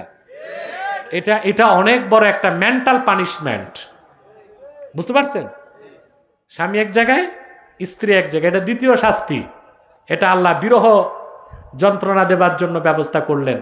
দেখেন না, জেলখানায় যারা ডিভিশন পায় ওরা কিন্তু আরামায় সবই পায়, একটাই সমস্যা, বাড়িতে আসতে পারে না।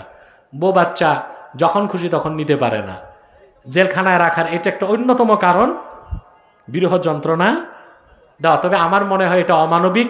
যারা যাবজ্জীবন কারাদণ্ড হয় তাদের জন্য সংবিধান সংশোধন করে অন্তত যখন মন চায় তাদের বউদেরকে যাওয়ার সুযোগ করে দেওয়া উচিত।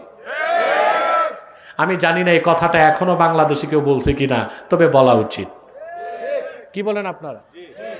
এখন যারা পানিশমেন্ট পাইছে, জেলখানায় আছে আজীবনের জন্য, ওদেরকে কি 3 বেলা ভাত দেওয়া হয় না? এটা যেমন ক্ষুধা, সেক্সুয়াল ডিমান্ড ওইটা একটা ক্ষুধা। ওটা তো অবৈধভাবে মিটানো জায়েজ নাই, তো বৈধভাবে মিটাতে হলে জেলখানায় যারা যাবজ্জীবন কারাদণ্ডপ্রাপ্ত আসামি তারা যদি অ্যাপ্লিকেশন করে সময় সময় তাদের বউদেরকে নেওয়া উচিত কিনা? কথা বলে না।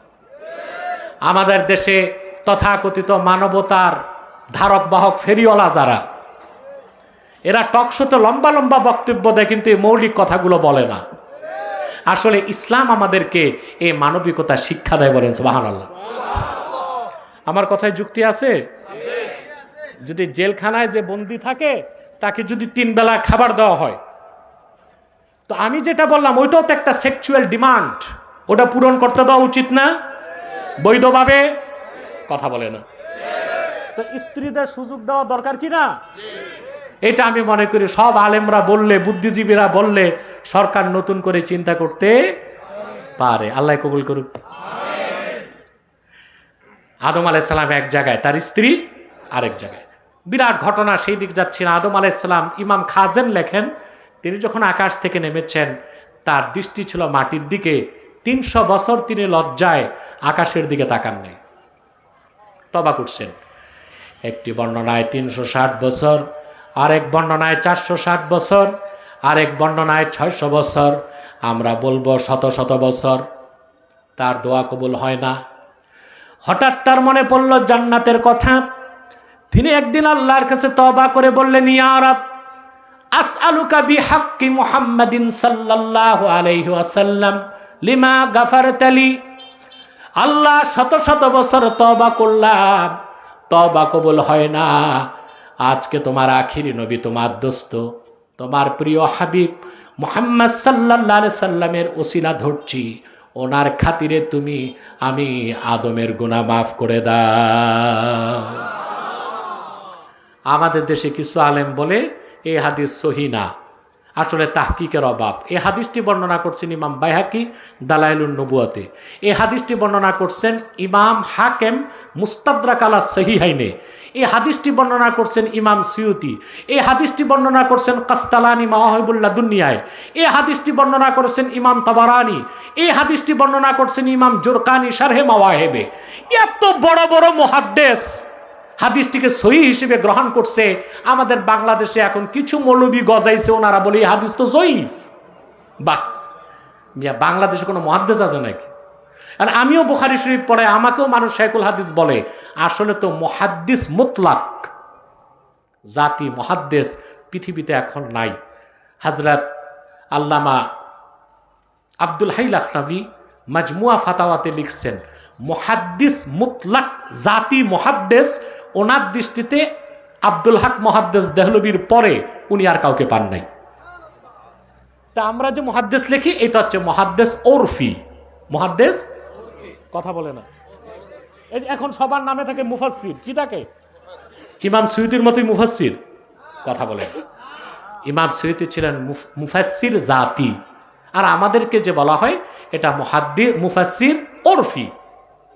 অতএব এই দুনিয়ায় যারা উলুমুল হাদিস তাদউইন করলেন, যারা হাফিজুল হাদিস, যারা ইলমুল জারহ ওয়াত তাদিল লেখলেন, যারা উলুম ও মুস্তালাহিল হাদিস উম্মাকে শিখালেন, সেই সুয়ুতি, সেই হাকেম, সেই তাবারানি, সেই বাইহাকি যে হাদিসকে সহিহ বলছেন, অথবা আমার দেশের কোন তাইমিয়াপন্থী সল্টু বল্টি মৌলবীর কথায় সহিহ হাদিসকে আমরা মওযু কিংবা দঈফ বলবো না। মনে থাকবে? বললো আর মানলেন কেন? প্রমাণ চান? হাদিস কোনটা সহিহ? হুকমুল হাদিস, এই যে হুকুম প্রয়োগ করা একটা ইজতিহাদি বিষয়, এটা ভুল হইতে পারে। কি হইতে পারে? একটা হাদিসকে দেখা গেল 5 জন সহিহ বলছে, একজন মওযু বলছে, তখন একজনেরটা ধরতে হবে তার ইজতিহাদে গলত হয়েছে। 5 জন মুহাদ্দিস যেটা সহিহ বলছেন সেটাই গ্রহণ করতে হবে, ঠিক কিনা? আল্লাহ জিজ্ঞেস করলেন, আদম, আমার হাবিব মুহাম্মদ সাল্লাল্লাহু আলাইহি ওয়াসাল্লামকে চিনলা কেমনে? আদম তখনও বেহেশতে। কোথায়? কথা বুঝেন না? আদম তখন কোথায়? আল্লাহ বলেন, আমার হাবিবকে চিনলা কেমনে? আদম বলেন, আল্লাহ, যখন তুমি আমার দেহটা বানায় রুহু দিলা, আমি যখন সাজদা থেকে মাথা তুললাম, আমি তোমার আরশে আজিমের কাওয়াইমে লেখা দেখলাম, বিসমিল্লাহির রহমানির রহিম, লা ইলাহা ইল্লাল্লাহু মুহাম্মাদুর রাসূলুল্লাহ সাল্লাল্লাহু আলাইহি ওয়াসাল্লাম। তোমার নামের সাথে তোমার হাবিব মুহাম্মদ সাল্লাল্লাহু আলাইহি ওয়াসাল্লামের নাম লেখা দেখলাম। তখন আমি জিজ্ঞেস করেছিলাম, আল্লাহ, মুহাম্মদকে? তুমি আল্লাহ বলেছিলাম মুহাম্মদ তিনি। তাকে যদি তৈরি না করতাম, সৃষ্টি না করতাম, আদম, আকাশ ও জমিন কিছুই বানাতাম না, তোরেও বানাতাম না। আল্লাহ, আমার তওবা কবুল হয় না। আজকে আমি তোমার কাছে তোমার হাবিব, তোমার প্রিয় হাবিব মুহাম্মদ সাল্লাল্লাহু আলাইহি ওয়াসাল্লামের ওসিলা ধরে তওবা করলাম, আমার দোয়া কবুল করে নাও। তৎক্ষণাৎ আল্লাহ জবাব দিয়ে দিলেন, শত শত বছর জবাব দেন নাই। আল্লাহ ডেকে বললেন, রে আদম, আমি তোমার তওবা কবুল করে নিলাম, তোমার গুনাহ মাফ করে দিলাম। শুধু তাই না, আল্লাহ আদমের গুনাহ মাফ করে আব্দুল্লাহ আদমকে আল্লাহ নবিউল্লাহ বানায় দিলেন। সুবহানাল্লাহ। এবার শুরু হলো দুনিয়ায় খেলাফত। সুবহানাল্লাহ বললেন। ইবাদত শুরু জান্নাতে, দুনিয়ায় শুরু। সুবহানাল্লাহ বলবেন না? সব মুফাসসির একমত, ওয়াসসাহিহু আন্নাহু খলিফাতুল্লাহ লিইকামাতি আহকামিহি ওয়া লিতানফিজি কাযায়া।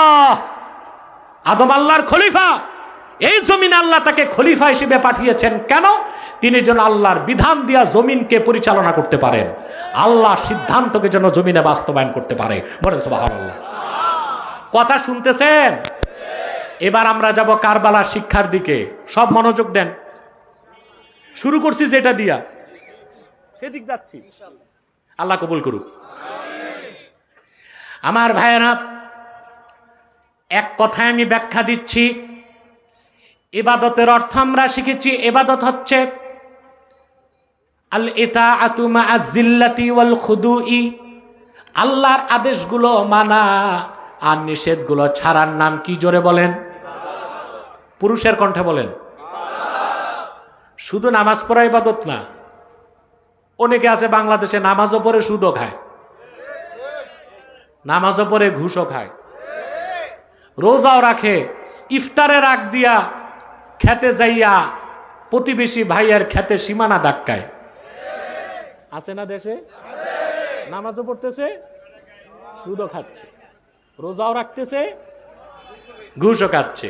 ঠিক কিনা? ওই যে ড্রাইভার ধরা গেছে পাবলিক সার্ভিস কমিশনে, এর জিজ্ঞেস করছে টাকাগুলো কি করছেন? কয়েকগুলো দিনের পথে খরচ করছে। নাউযুবিল্লাহি মিন যালিক। অথচ ইন্নাত তাসাদ্দুকা বিমালিল হারামি কুফরুন, সুদের টাকা, ঘুষের টাকা, হারাম টাকা সওয়াবের নিয়তে দান করে সওয়াবের আশা করা শুধু হারাম না, কুফর। ঠিক কিনা? এইসব দুর্নীতিবাজ, সুদখোর, ঘুষখোররাই দেখবেন আমাদের দেশে মসজিদে, মাদ্রাসায়, মাহফিলে বড় অঙ্কের টাকাটা দেয়। ঠিক না? মানুষও দাওয়াত করে এদেরকে নিয়ে আসে। এই কে আসতেছে চিফ গেস্টকে ওয়াজে, বলে বদরুদ্দিন চৌধুরীর ছেলে সদরুদ্দিন চৌধুরী। আর বক্তা যিনি কালেকশনের বসছে, উনি তো মাশাআল্লাহ 10,000 টাকা দিলে এক মুনাজাতে বদরুদ্দিনের 3 পুরুষকে বেহেশতে ঢুকায়। বক্তা নিজেও জানে না সে বেহেশতে যাবে কিনা, খোঁজও নিল না যে টাকাটা দিছে ওটা হালাল না হারাম। ঠিক কিনা? আমি একটা কথা বলে যাই, যুবকরা, সুদের টাকা, ঘুষের টাকা, হারাম টাকায় মরমর পাথর দিয়া মসজিদ যদি বানাও, সেই মসজিদে নামাজ পড়লে নামাজ আদায় হবে অবশ্যই, কিন্তু কবুল হবে না।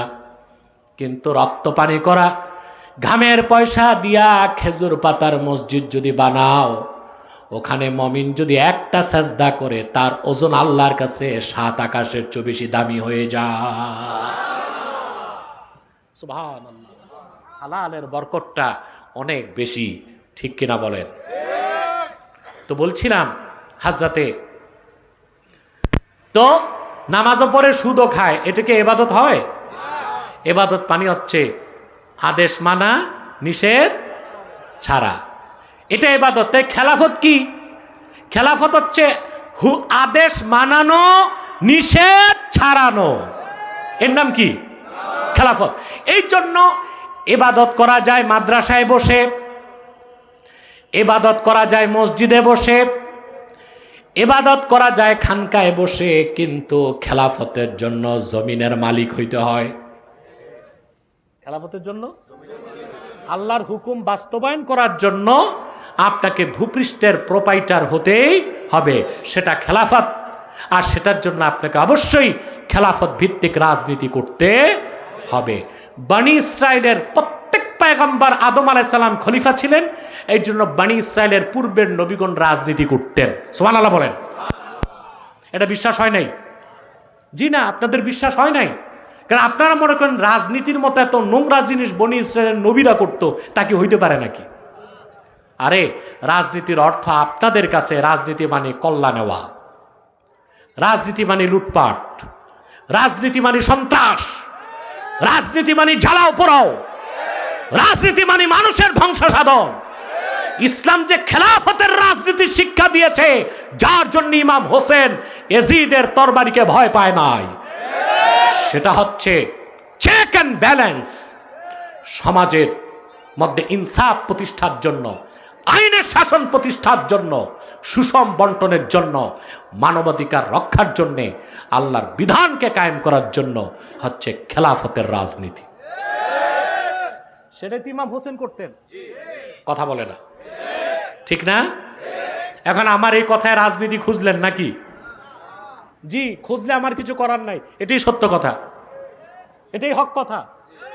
আমাদের দেশে সুফি দরবেশ পীর যারা আছে তারা বড় করে লিখে রাখে অরাজনৈতিক প্রতিষ্ঠান। তার মানে বাতিলকে সুযোগ দিচ্ছে যে রাজনীতিটা আপনারা দেখবেন, পিরি মুরিদিটা আমি দেখব। এ হচ্ছে হালুয়া রুটির ভাগ যেন না কমে সেই ফন্দি। মুসলিম শরীফের হাদিস সাক্ষ্য দেয়, কানা বানু ইসরাঈল তাসুসুহুমুল আম্বিয়া কুল্লামা হালাকা নাবিয়্যুন খালাফাহু নবী ওয়া ইন্নাহু লা নাবিয়্যা বাদি ফাসায়াকুনু খুলাফা। সহিহ মুসলিমের হাদিস। রাসূলুল্লাহ সাল্লাল্লাহু আলাইহি ওয়াসাল্লাম ১৫০০ বছর আগে উম্মতকে বলেছেন, উম্মত শোনো, বনি ইসরায়েলের নবীগণ বনি ইসরায়েলের রাজনৈতিক নেতৃত্ব দিত। আপনাদের অনেকের মুখে মনে হয় বম পড়ছে, ধান্দা তো আর থাকে না। রাসূলুল্লাহ বলেছেন, কুল্লামা হালাকা নাবিয়্যুন খালাফাহু নবী, একজন নবী ইন্তেকাল করলে আরেক নবী আসতো, কিন্তু জেনে রাখো নিশ্চয় আমি মুহাম্মদ সাল্লাল্লাহু আলাইহি ওয়াসাল্লামকে প্রেরণ করে আল্লাহ তাআলা নবী কিংবা রাসূল আসার দরজা চিরতরে বন্ধ করে দিয়েছেন। আমার পরে কিয়ামত পর্যন্ত কোন নবী নাই, কোন রাসূল নাই, তবে আমার উম্মতের মধ্যে খলিফাগণ আসবেন। সেই প্রথম খলিফা হযরত আবু বকর, তারপরে হযরত ওমর, তারপরে হযরত ওসমান, তারপরে হযরতে আলী, তারপরে হযরতে হাসান। তিনি ৬ মাস খেলাফতের দায়িত্ব পালন করেছেন। পরবর্তীতে তিনি নিজ ইচ্ছায় হযরত মুআবিয়াকে দায়িত্ব বুঝাই দিয়েছেন। হযরত মুআবিয়া রাদিয়াল্লাহু তাআলা আনহু হযরত হাসান আর হযরত হোসেনকে প্রতি বছর ২ লক্ষ দিরহাম হাদিয়া দিতেন, সম্মানী ভাতা। মুআবিয়ার ইন্তেকালের পর ৬১ হিজরিতে তার সন্তান কুখ্যাত ইয়াজিদ খেলাফতকে বাদ দিয়া মুলুকিয়াত বা রাজতন্ত্র চালু করেছে। তখন ইমাম হোসেন ময়দানে ঝাঁপায় পড়ছেন। ১০ই মুহররম শাহাদাতের মূল ইতিহাস এটা বলে না। ওই যে একদল মৌলবী ইয়াজিদ রক্ষায় ব্যস্ত, আরেক দল মৌলবী শিয়াদের পয়সা খাইয়া সাহাবায়ে কেরামকে গালিগালাজে ব্যস্ত।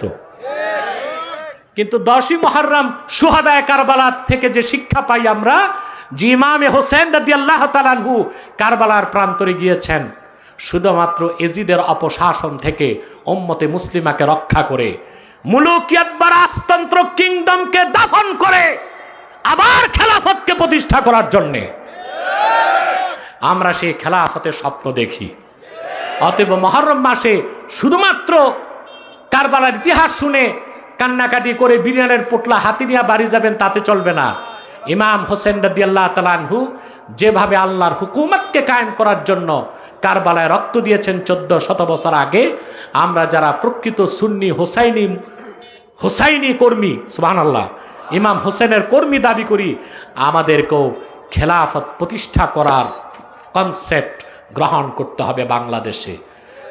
তবে তা দেখে যেতে পারবো কিনা ওইটা আমাদের চিন্তা করার দরকার নাই।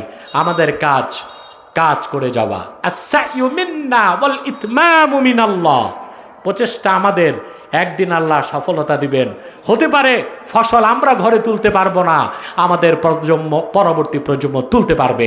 সাদাকাল্লাহুল আযীম ওয়া সাদাকা রাসূলুহুন নবিয়ুল কারীম ওয়া নাহনু আলা যালিকা মিনাশ শাহিদিন ওয়াশ শাকিরিন আলহামদুলিল্লাহি রাব্বিল আলামিন। সূরা বাকারা 30 নম্বর আয়াত থেকে যতটুকু তাফসীর আমি আপনাদের সামনে উপস্থাপন করেছি, আল্লাহ যেন আমাদের নাজাতের জন্য এটাকে জারিয়া বানায় দেন। বলেন সুবহানাল্লাহ। মৌলভী সাহেবরা কই যাও মুনাজাত না করে? হ্যাঁ, তোমরা কি আউলিয়া কেরাম যে তোমাদের মুনাজাত লাগে না? একটা লোক দাঁড়াবার চেষ্টা করবেন না। আপনারা প্যাক্কাদার মধ্যে দাঁড়িয়ে কষ্ট করছেন, বৃষ্টি বাদল হওয়ার পরও, মাহফিলটা অনিশ্চিত হওয়ার পরও আপনারা চলে এসেছেন। আল্লাহ আমাদেরকে কবুল করুক, মঞ্জুর করুক, বলুন আল্লাহুম্মা আমিন। আমি আর আপনাদেরকে কষ্ট দিচ্ছি না। বসে মাহমুদুল্লাহ বিদায় লগ্নে আমি একটি কথা আপনাদেরকে আর বাংলাদেশের সব জায়গায় বলি, আজও আপনাদেরকে বলছি। এখানে আপনারা বিভিন্ন দল ও মতের লোক আছেন না? কথা বলেন তো। আপনারা দলীয় মতভেদ থাকতেই পারে, কেউ আওয়ামী লীগ, কেউ বিএনপি, কেউ জাতীয় পার্টি, কেউ জামাত, কেউ কওমি, কেউ আলিয়া, কেউ সাদা টুপি, কেউ কালো টুপি, কেউ লম্বা টুপি, কেউ গোল টুপি। থাকুক না, সমস্যা কি? মাসলাক যার যার, দিন ইসলাম। জোরে বলতে হবে, মাসলাক যার যার, দিন ইসলাম সবার। আমাদেরকে মাসলাকের গণ্ডির মধ্যে যে আমাদের কুসংস্কার, এটা ভেঙ্গে দিনের সাথে বেরিয়ে আসতে হবে। হ্যাঁ, আমার মাসলাক আমার কাছে। তুমি কিয়ামত তক ওয়াজ করলো, আমি আমার মাসলাক ছাড়বো না, আর আমিও কিয়ামত তক ওয়াজ করলে তুমি তোমার মাসলাক ছাড়বা না। যার যার মাসলাক তার তার কাছেই থাক। কিন্তু দিনের মহান স্বার্থে আমরা সকল দল মত, সকল মাদ্রাসাপন্থী, পীরপন্থীরা এক হতে কি পারবো না?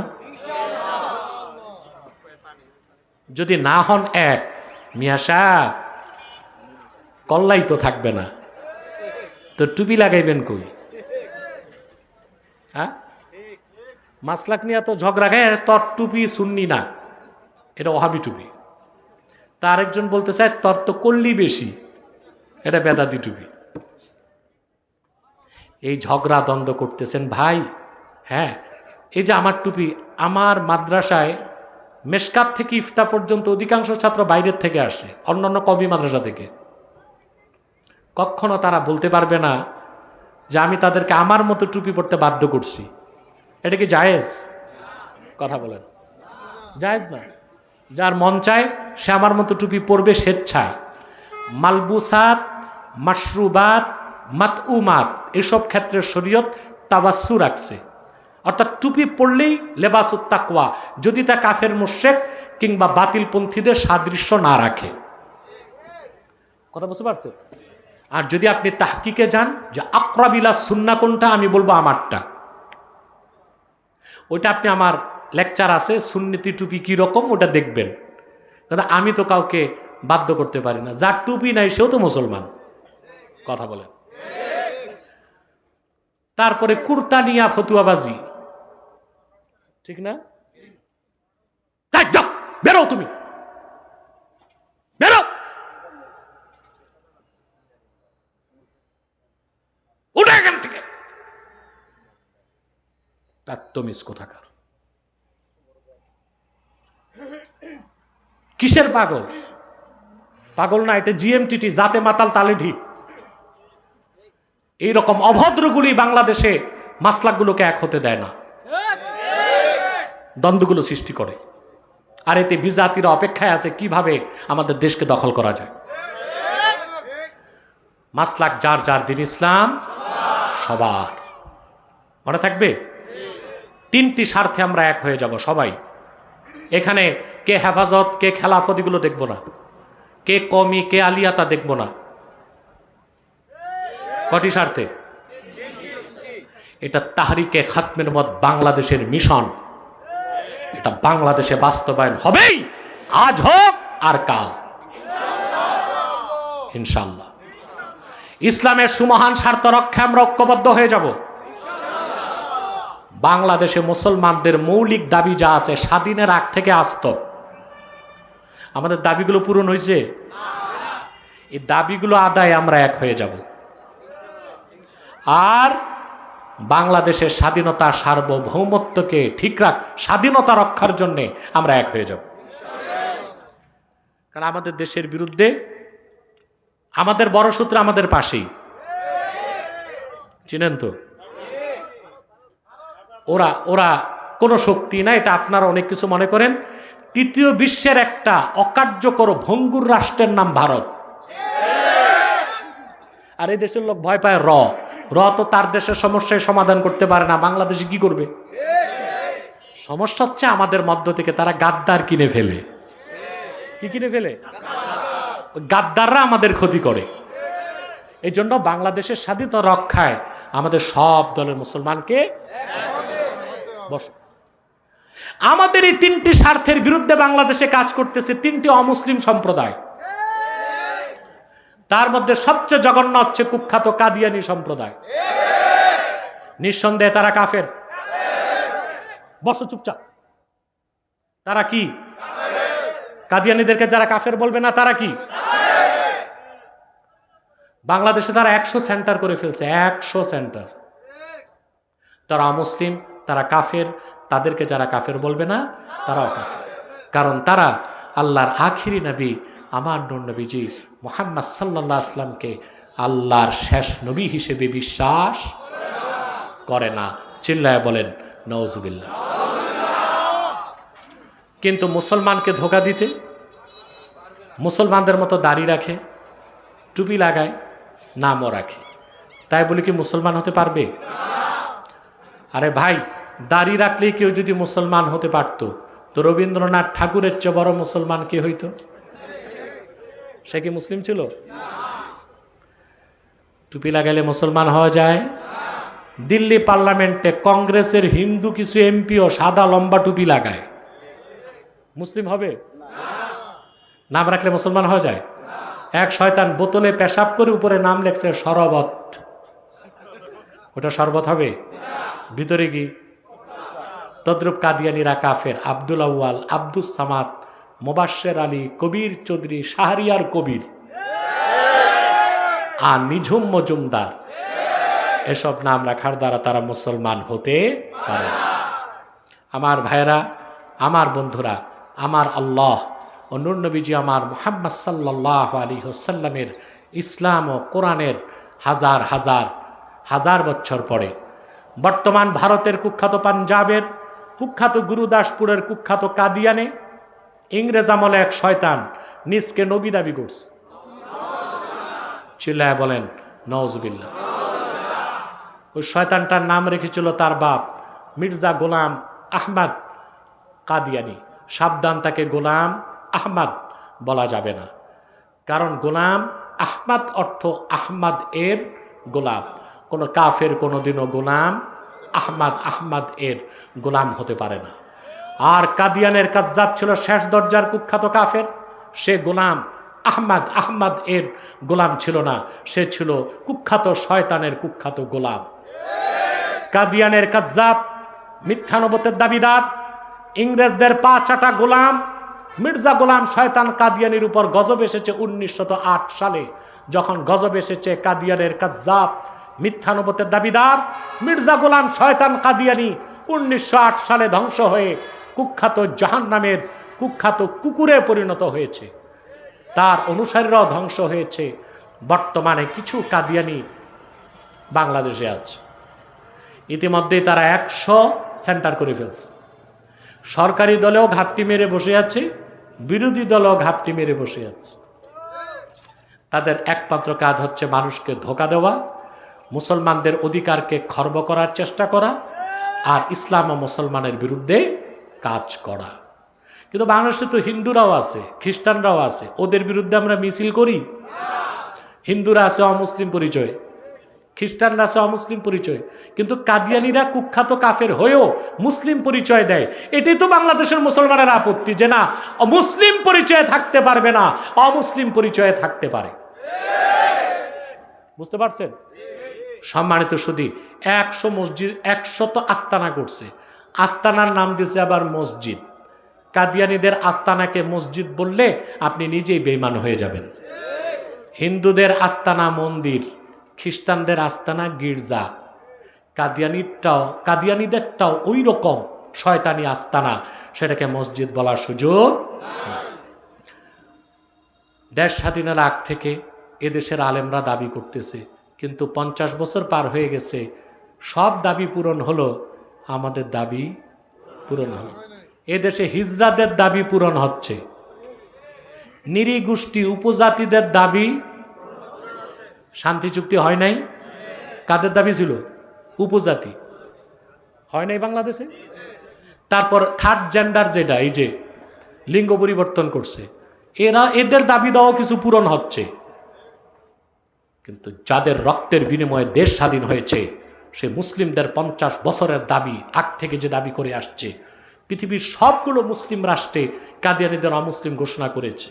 অমুসলিম রাষ্ট্র মরিশাসে তাদেরকে অমুসলিম ঘোষণা করা হয়েছে, থাইল্যান্ডে তাদেরকে অমুসলিম ঘোষণা করা হয়েছে, কিন্তু একটি মুসলিম অধ্যুষিত বাংলাদেশে কেন অমুসলিম ঘোষণা করা হয় নাই? এটা সবটুকুন ব্যর্থতা আমাদের। আমরা এক হতে পারি নাই। যদি সমস্ত বাংলাদেশের মাসলাকগুলো এক হয়ে রাজপথে নামে, 24 ঘন্টার মধ্যে সরকার বাধ্য হবে কাদিয়ানীদেরকে অমুসলিম ঘোষণা করতে। এখানেও কাফেররা কাজ করতেছে, মাসলাকগুলো যেন এক না হয়। এক হইতে গেলেই কিছু বক্তা আছে, এদেরকে মাঠে নামায়।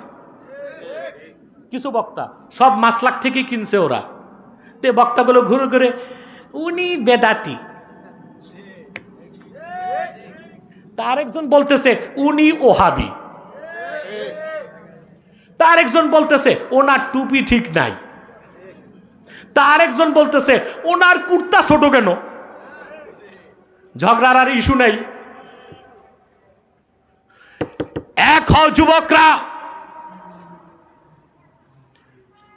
আমাদের প্রত্যয় গ্রহণ করতে হবে, কাদিয়ানীদেরকে রাষ্ট্রীয়ভাবে অমুসলিম ঘোষণার দাবি আমরা আদায় করেই ছাড়ব। তাহরিক তোমাদেরকে নেতৃত্ব দিবে ইনশাআল্লাহ। নাম পরিবর্তন করে করে ওরা মানুষকে ধোঁকা দিচ্ছে। কখনো নিজেদের পরিচয় দেয় আহমদি জামাত, কখনো আহমদিয়া জামাত, কখনো আহমদি সম্প্রদায়, কখনো আহমদিয়া সম্প্রদায়, কখনো আহমদি মুসলিম জামাত, কখনো আহমদিয়া মুসলিম জামাত। এইসব নামে তাদেরকে যদি আপনারা উল্লেখ করেন, আপনি নিজে বেঈমান হবেন। তারা আহমদি জামাত নয়, আহমদিয়া জামাত নয়, আহমদি সম্প্রদায় নয়, আহমদিয়া সম্প্রদায় নয়, আহমদি মুসলিম জামাত নয়, আহমদিয়া মুসলিম জামাত নয়। যত কাদিয়ানি ছিল আছে থাকবে, তারা হচ্ছে নিঃসন্দেহে শয়তানের অনুসারী, জাহান্নামের কুখ্যাত কুকুরের অনুসারী।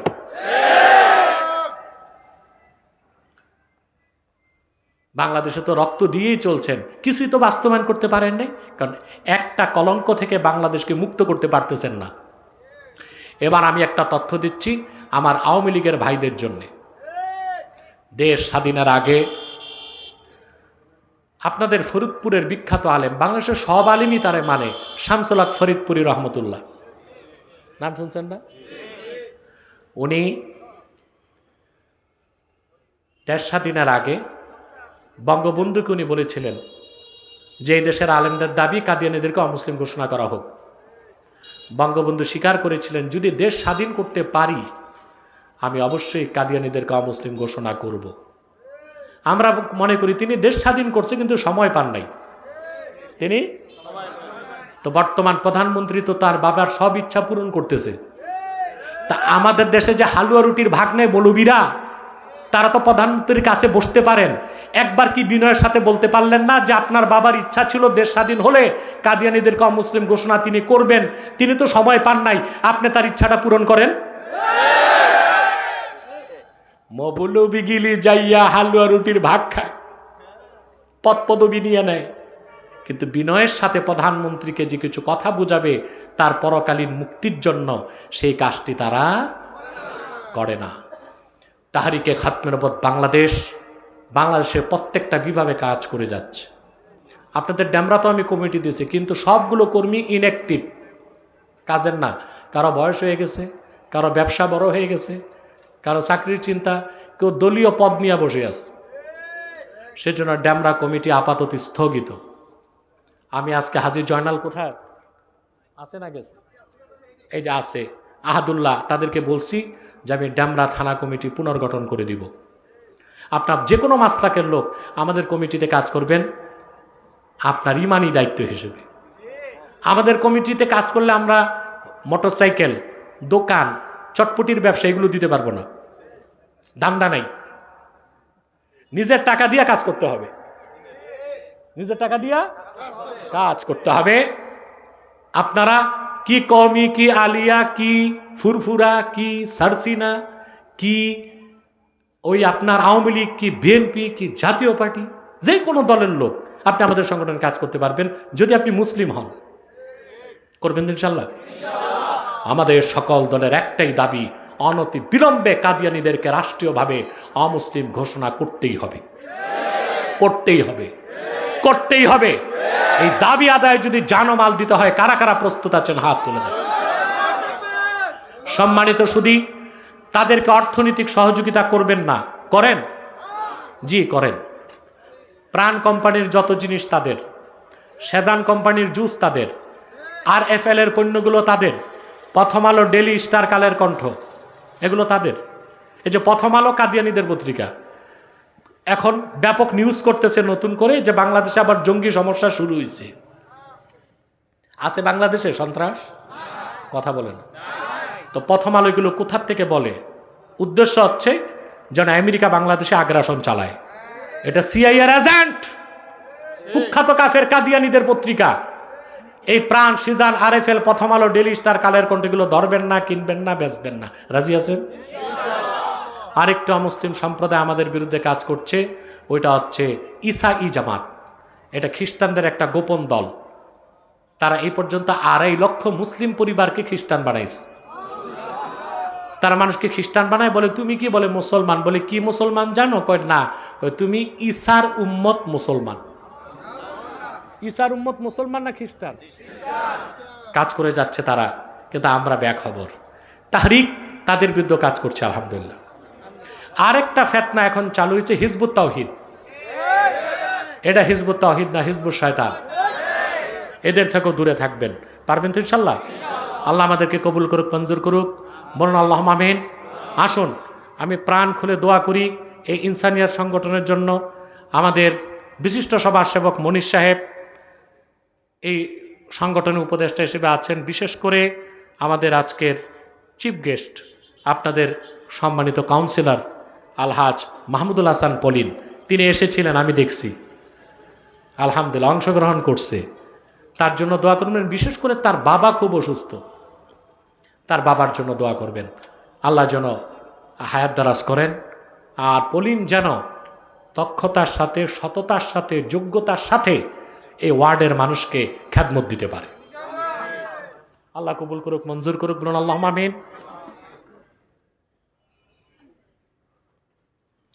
এক ভাই প্রশ্ন করেছেন, চুলের সাথে দাড়ি বা বিবাহের কোনো সম্পর্ক আছে? অনেক মাদ্রাসায় ছাত্রদের বাবরি চুল রাখতে হলে মোহতামিম বাবা মার অনুমতি দরখাস্ত করা সহ অনেক শর্ত আরোপ করে। দেখুন ভাই, যার দাড়ি উঠে নেয় সে যদি শুধু বাবরি চুল রাখে লম্বা, তো এটা অনেকটা আদবের খেলাফ হয়ে যায়। রাখলে দোষ নাই, কিন্তু ছোট বয়সে দাড়ি উঠার আগে বাবরি চুল রাখলে যারা আতিব্বা চিকিৎসক তারা বলেন যে গর্দান চিকুন হয়ে যায়। অতএব এই সুন্নতটা তখনই পালন করা উচিত যখন আপনার দাড়ি হয়ে যাবে, তখন আর বাধা দেওয়া উচিত হবে না, তখন সুন্নতের বিরোধিতা হবে। আসুন আমরা মুনাজাতের আগে 1 বার সূরা ফাতিহা পড়ি, 3 বার সূরা ইখলাস পড়ি, 11 বার ইস্তিগফার পড়ি।